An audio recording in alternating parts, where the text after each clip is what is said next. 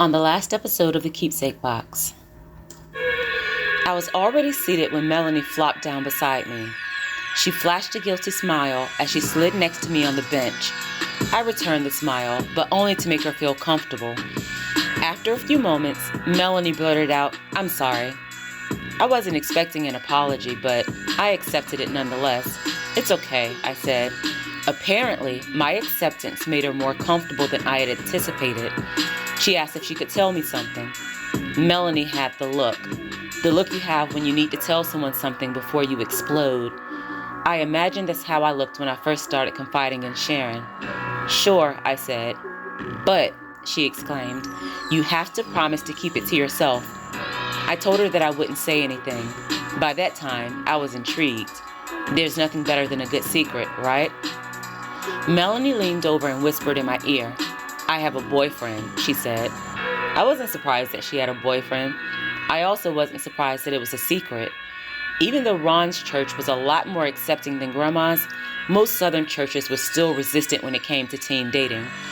I was about to offer my congratulations, but she quickly dropped her second bomb before I was able to do so. She again whispered in my ear. "We're having sex," she said. Again, I wasn't surprised. I was considered to be one of the good girls, and I was having sex. I really didn't put anything past anyone. I couldn't. Melanie reached into her notebook and retrieved the photo that she had snatched away an hour earlier. She looked around, as if we were involved in an illegal drug transaction. She tapped my legs, signaling for me to look under the table. Melanie flipped the picture over just as I was looking down. To my surprise, the picture was of Melanie. She was sitting on the lap of a guy. She was wearing a bra and panties, and he was wearing boxers. Both Melanie and the guy were posed with their middle fingers extended. She quickly put the picture back into her notebook. "My cousin is the only one that knows," she said. She took the picture. I was simultaneously shocked and mortified. First of all, Melanie didn't seem like the type of girl who would agree to pose partially undressed.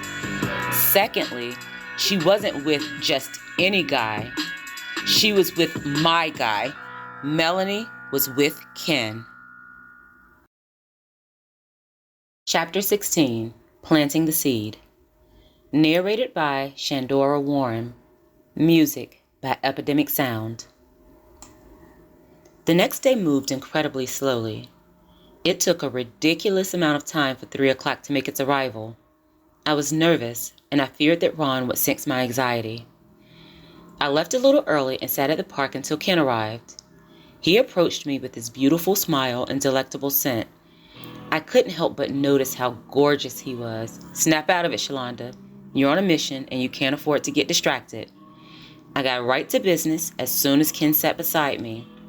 "So, do you want to tell me about Melanie?" I watched Ken's eyes enlarge. "What you talking about?"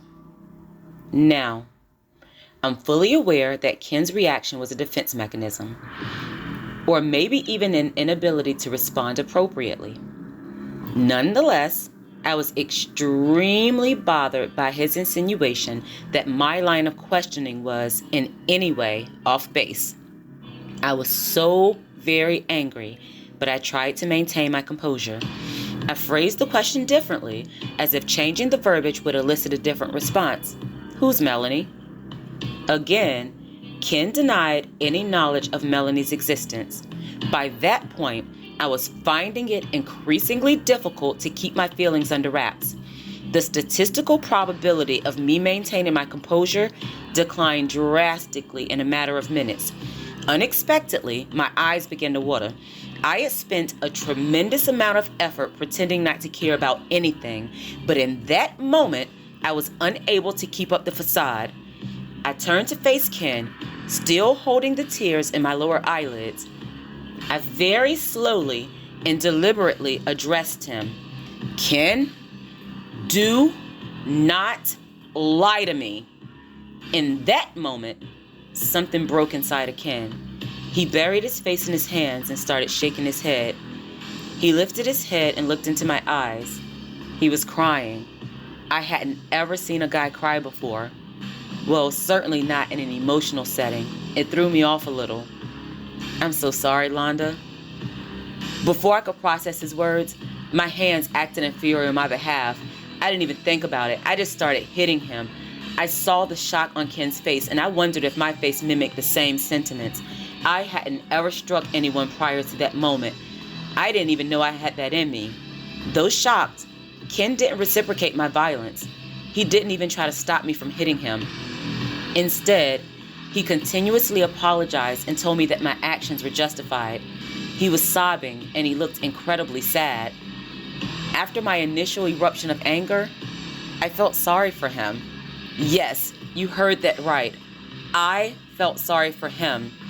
He did something that was hurtful to me, and I felt sorry for him. I thought you loved me, I said. Still crying, Ken told me that he loved me more than anything in the world. I asked, why would you cheat on me if you love me? The conversation that followed set a dangerous precedent for my relationship with Ken and every relationship that I would have after him.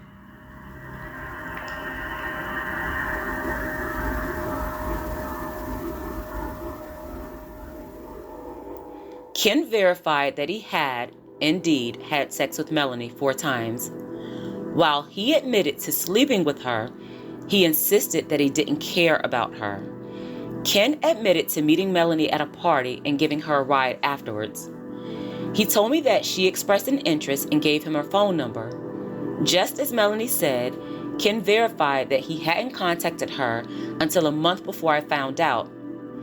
He told me that his decision to reach out to her was out of desperation. According to Ken, when the school year ended and we were unable to continue our Wednesday meetings, he missed me so much that he used Melanie to fill in the space. Ken told me that Melanie was easy and he had no desire to take her seriously. He said that he was planning to cut things off at the end of the summer, but my discovery had come before he was able to do so. That conversation with Ken planted 3 seeds that have consistently bloomed in my mind over the years. 1, it made me feed into the idea of, I'm a man, I have needs that must be met at all costs. As far as I was concerned, Ken loved me. His explanation created the illusion that his cheating wasn't a choice. In my mind, there was a need to be met, and Melanie was there. He didn't love her. He loved me. Ken used her in the way that a crippled person uses a crutch. When it's no longer needed, it gets discarded in some random closet, never to be thought of again. But me? I was no crutch. I was his leg. Though inoperable at the moment, I was a permanent fixture. Ken loved his leg. It couldn't be replaced. The crutch simply satisfied a momentary, temporary need. You may be wondering why I didn't give my own needs the same consideration. But in my mind, there was no need to be met. Keep in mind that I didn't enjoy sex. It was something I did for Ken. Having my own need to be met was a foreign concept. I thought my needs were being met when he kissed me after sex and told me that he loved me. That was the prize for me. I was happy to be the person that gave him what he needed, even if I wasn't getting the same in return. Which brings me to my second seed that was being planted. I came to the conclusion that if I didn't meet Ken's needs, he would have to reach out to someone who was able to do so. Keep in mind that I had accepted Ken's indiscretion as something that he had to do. That acceptance forced me to blame myself. It wasn't his fault. He simply scratched the itch. I was the issue because I had withheld the ointment. If I had been there to give him what he needed, he wouldn't have looked elsewhere. A sentiment that was seemingly echoed in my conversation with Melanie. I replayed her voice saying, if she was doing her job, he wouldn't be coming to me. That thought weighed very heavily upon me. 3, that conversation started the process of me shaming the other woman for my benefit. Ken said that Melanie was easy and he didn't care about her.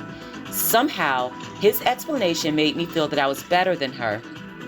By Melanie's own admission, Ken didn't spend time with her. He had sex with her and left promptly afterwards. That, coupled with the fact that he was willing to spend so much time with me, produced a superiority factor. I saw her as an easy conquest that wasn't worthy of his time or attention, but I was, because I was special. I was his leg. Those three things set the situation up perfectly for Ken to avoid taking personal accountability while simultaneously making me work hard to keep him. I had to outwoman every woman to keep his attention. It was the perfect storm. I'm sure you can already tell that I didn't break up with Ken that day. We cried and I took it all in. I then did the worst thing that I could possibly have done. I told Ken that he had to make a choice. While it may sound hard and authoritative, it placed the ball in Ken's court. He cheated. I should not have allowed him to choose the course of the relationship, but I did, and he chose me. As crazy as it sounds, I was relieved. Ken had taken a dip in another pool, and he still preferred me. That made me feel special. Let's make a deal, I said. If you agree to leave Melanie alone, I will make sure to find a way for us to have sex. And Ken agreed. I thought his willingness to agree would make me feel better, but it didn't. I still felt that Ken had allowed Melanie to have something over me, and I couldn't take that. I told him that I was angry that she had a picture with him and I didn't. I also expressed my anger over the fact that he had a pager that I wasn't aware of. Ken told me that he would fix everything, and I allowed him the opportunity to do so. Give me your hand, said Ken. I held out my hand and he jotted something on my palm. What's this? I asked. He told me that it was his pager number. Page me any time of the day or night, he said. Just put in a 1 and I'll call you right back. Why did you choose the number 1? I asked. 'Cause you're my number 1 girl. I was blown away. Ken kissed my hand and told me that he loved me. I told him that I loved him as well, and we parted company. Yes, it was just that easy. But that was just phase 1. After phase 1 was complete, it was time for phase 2. I retrieved an envelope from the bottom of Cassidy's stroller and placed it inside of the mailbox.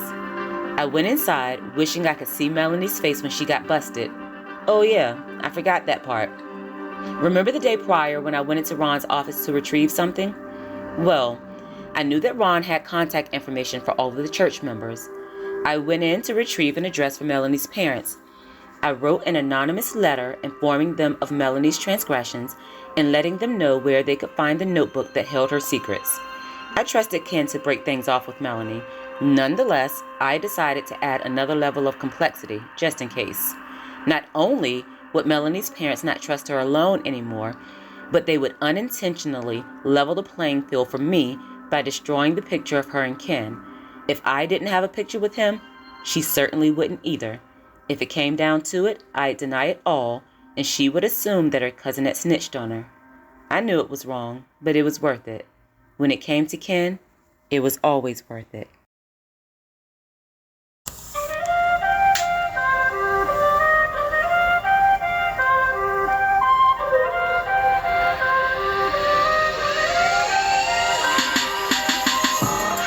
Thank you so much for listening. Make sure to follow Shenny Tells a Story on Facebook and Instagram. I'd love to hear from you. If you're interested in purchasing books by Shandora Warren, they're all available on Amazon. I sincerely appreciate each and every one of you. Thanks for helping me to create the world that I want to see. Oh yeah, you're welcome.